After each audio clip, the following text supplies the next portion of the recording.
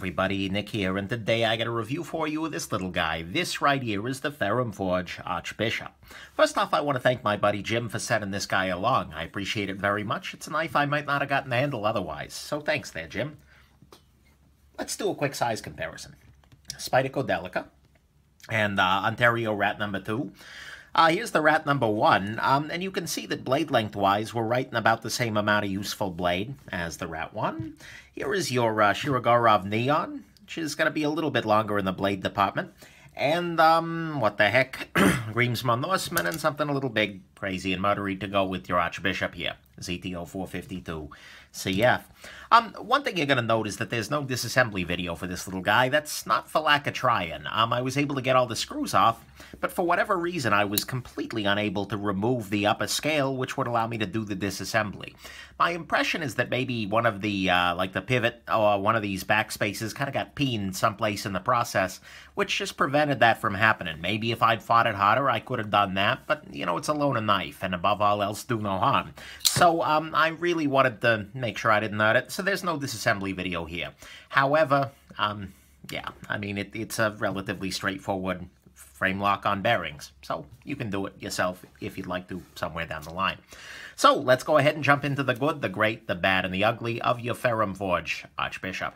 So on the good side, this is a very beefy knife. I mean, you can see here, this is overbuilt in the classical sense. It's got a very thick blade, it's got thick titanium scales, it's got 2 standoffs in the back here, plus the stop pin is screwed in, plus you got the pivot. I mean, this whole thing is just, it's very, it's made to take some abuse. And so at some level, I can respect that, and it's well made. The entire thing has a sense of solidity and construction.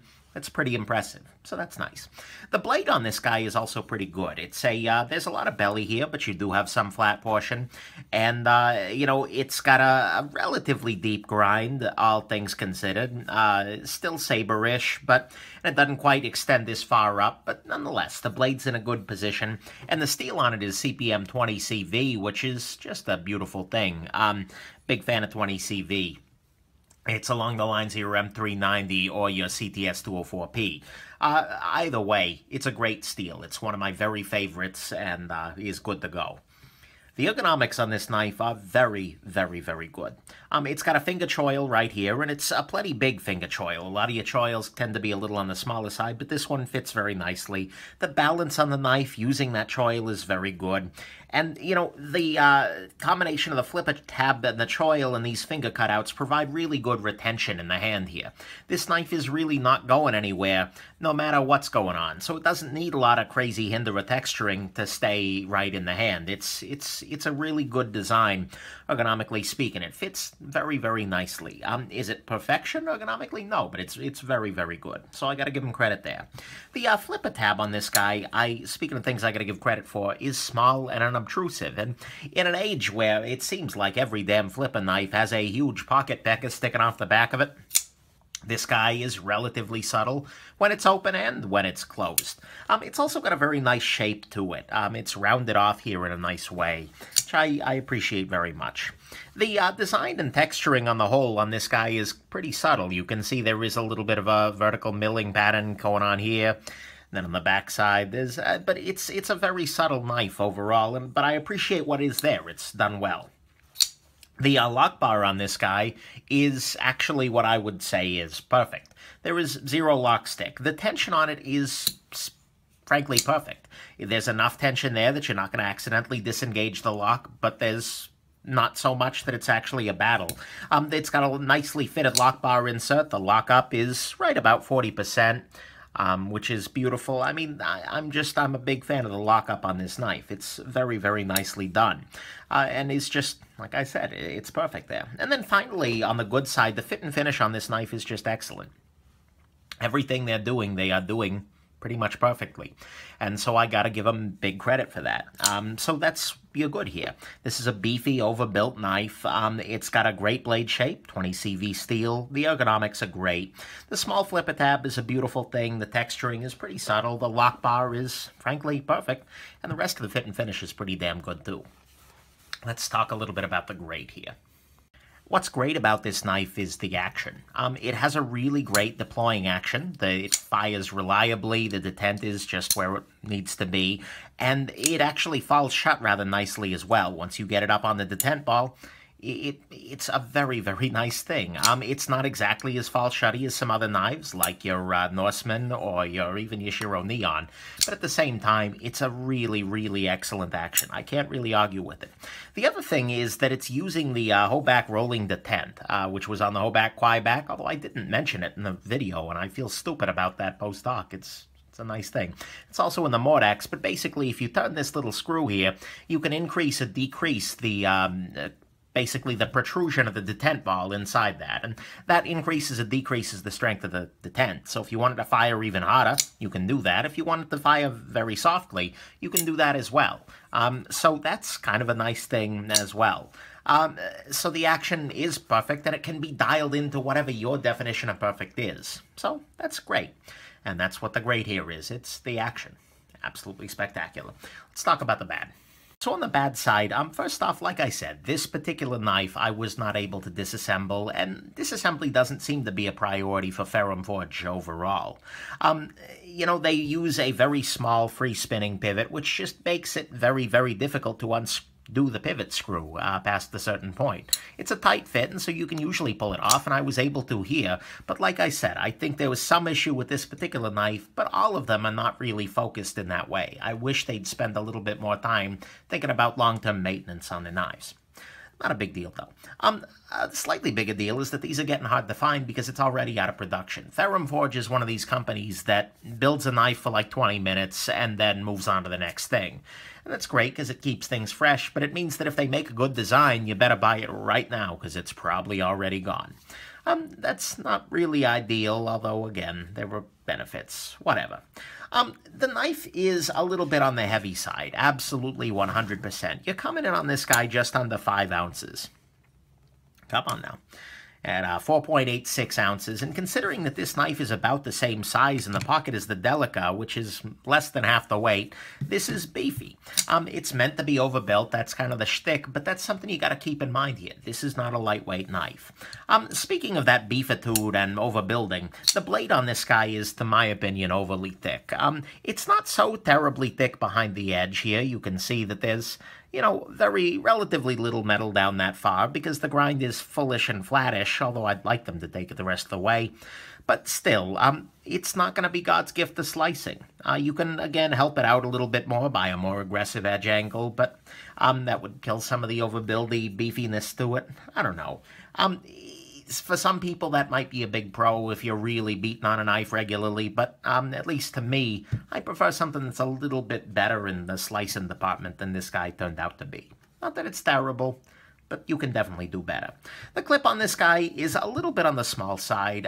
It's not the end of the world, it's not a tragedy, but it is easy for this guy to slip up and then fall back down into your pocket. Whatever. Not a huge deal there. Something that is a bigger deal, at least for me personally, and this is a matter of taste, is the blade finish. The blade finish here is some sort of an acid stone wash, and I don't tend to like acid finish, and you get a similar thing on the handles here. I don't tend to like acid finishes personally because they tend to look dirty all the time. I feel like this is a knife that I can never quite get clean. And that, you know, I know that's purely delusion for me in my case, and that's a matter of taste, but it really, I don't know, it feels permanently dirty to me. And Ferrum Forge seems to be a big fan of the acid washes, and, you know, whatever, that's their taste. But, I mean, really, guys, would it kill you to make something shiny once in a while? Whatever. So there you go. That acid wash is not to my taste, and it may not be to yours, but who knows. And then finally, on the bad side, this guy is pricey. You're looking at $500 here. And this is a simple thing done relatively well. There's not a whole lot of complexity to this design. There's not a whole lot of anything particularly fancy to it. However, it is done very, very well. I don't think it's overpriced necessarily. You know, $500 is, I think, reasonable for the care that they've put into this. However, for $500 for a relatively simple thing done really well, you have to love that relatively simple thing. If you're not sitting here going, oh my God, I want that knife right now. Oh, that design is perfect. I love that acid wash. If you're not in love with every aspect of this knife, at that price, you're probably not going to be super happy with it. So that's bad, but I'm not certainly going to call it ugly. So you have to just be in love with this knife to pay that price. So that's the bad. It struggled with disassembly here, and a lot of them do from Ferrum Forge. And it's already out of production. Relatively heavy, the clip's small, the finish isn't to my taste at all, the blade's over thick, and the price is kind of up there. On the ugly side, honestly, there's nothing particularly ugly here. I don't like that finish, and I wish they'd spend more time on disassembly. But, you know, by and large, this is done well. So let's jump final conclusions. So this is another great knife from Ferrum Forge. These guys keep impressing me. Every time I handle one, it's like, you know what? Well done there, guys. And they fixed a lot of the issues that I found in the Mordax, because this is a much newer knife, and they've done a lot of good here. And honestly, I'm going to go ahead and call this guy a gem. There's nothing I can really point to here, which is not a design choice that I consider to be a fault. They haven't made mistakes here. They've done some things that are not to my taste, certainly. It's a little too heavy, a little too thick, a little too acid-washy, well, way too acid-washy. But at the same time, it's a really solid chunk of knife making, and they're doing good, and they're impressing me. So, I mean, the big question with Ferrum Forge is not should I pick up this model, because that model's been discontinued. The real question is, should I be picking up a Ferrum Forge at all? Because, you know, they're going to be on to something new by the time you see this review. And in general, I think my answer is sure. I mean, they're making knives that are very good executions of relatively straightforward designs. Every one that you see is pretty identifiably a Ferrum Forge. They've got a distinct style, but they've got a bunch of different little variations there, which are very nice. And they do these relatively simple things pretty damn well. The problem, of course, with simple thing done well, like I said, is that you have to really love what this little simple thing is. So if you see a Ferrum Forge and you're in love with the design and the idea, then you're going to love the knife. Sure, it's going to be a little over thick, it's probably going to be on acid, but, you know, hey, whatever. At that point, just pay the price, get it quickly, and enjoy the heck out of it. But if you're looking at the newest design and you're thinking, you know what, I don't know, it's not really super turning me on, then just hold off. Give them time. Next week they're going to have something brand new that you may like a little bit more. So, there you go. I guess that's my general feelings on Ferrum Forge. They're pretty impressive knife makers, and they try a bunch of things, and if one of those appeals to you, what the heck, give it a shot. It's probably going to be a great knife. So there you go. I hope this is interesting, that the Archbishop, if you can find one, brings you joy. And if the next Ferrum Forge comes along, then it might bring you joy too. And I hope this has been interesting to you, and have yourselves an absolutely wonderful rest of your day.